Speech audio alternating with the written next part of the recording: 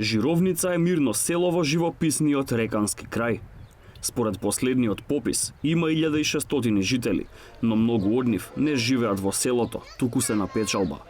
Дали се постојано дома или пак доаѓаат само на лето од странство, не го менува фактот дека единствениот извор на вода за пиење им е Жировничка река.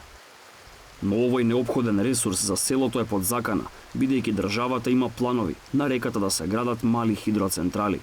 Жителите на Жировница излегоа на протести за да кажат дека ниту некој ги прашал, ниту некој им гарантира дека и понатаму ќе имаат вода за пиење. Ние чекаме секој ден, барем од повисоко ниво збореме од влада, некој да дојде, да не запраша, да го запрашува местно население. Дали сакаме или не сакаме? Јавна дебата не е отворена. Од увидот во документите кои што ги поседува локалната самоуправа, кои што сега ги поседуваме ние, со одобрение на инвеститорот, увидовме дека голем дел од проблемите, односно од оние работи кои што претходно треба да бидат изработени, од студии, елаборати и така натаму, се сметаме дека се правени канцелариски, затоа што не соодветствуваат со фактичката состојба на терен. Имено станува збор, еве конкретно еден пример ќе дадам, станува збор околу издашноста на вода на изворите, која што мерења не се вршени, ја гарантирам, значи убеден сум во тоа и знам и сите знаат дека мерења не се вршат најмалку 20 години на издашност на вода на извори и на самата река. Жителите на Жировница добија поддршка од невладината организација Фронт 2142. Еколошкото здружение веќе подолго време се бори со плановите на државата за изградба на вкупно 20 мали хидроелектрани во Националниот парк Маврово.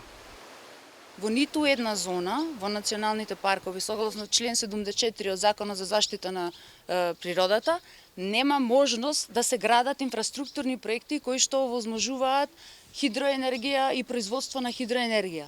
Она што како стопанство е дозволено во национален парк е исклучиво фокусирано на екотуризам или традиционално сточарство.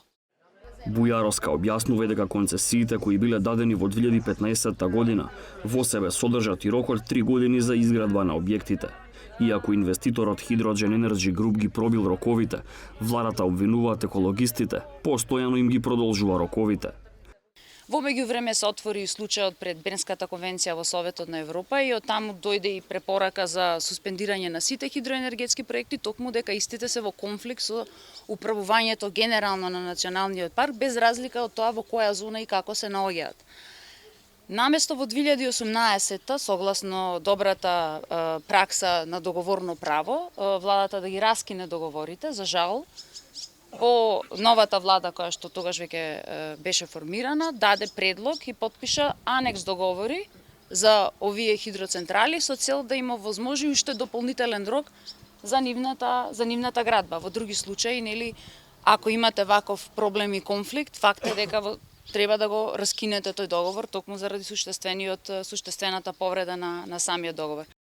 Со хидроцентралите, Националниот парк Маврово целосно ќе го загуби својот идентитет, предупредува Цане Петревски, раководител во Националниот парк и човек кој скоро 4 децении живее и работи во Реканскиот крај. Вели дека со ваков проблем се соочуваат повеќе реки од овој крај, а дека отворена рана на паркот е одолговлекувањето со неговото репрогласување за заштитено подрачје. Овие два проблема, Жировничка 5 и 6 и Рибничка, Танушка и река Дагон, останаа проблем кој се влече од тоа ние не сме репрогласени, се уште. Не е донесен просторен план, само да се вметнат овие интереси. Иако цела постапка е завршена уште 2011. Усвоен е планот, усвоено е све. Доставено на Министерство, све до денеска. И сите овие проблеми настануваат од тука.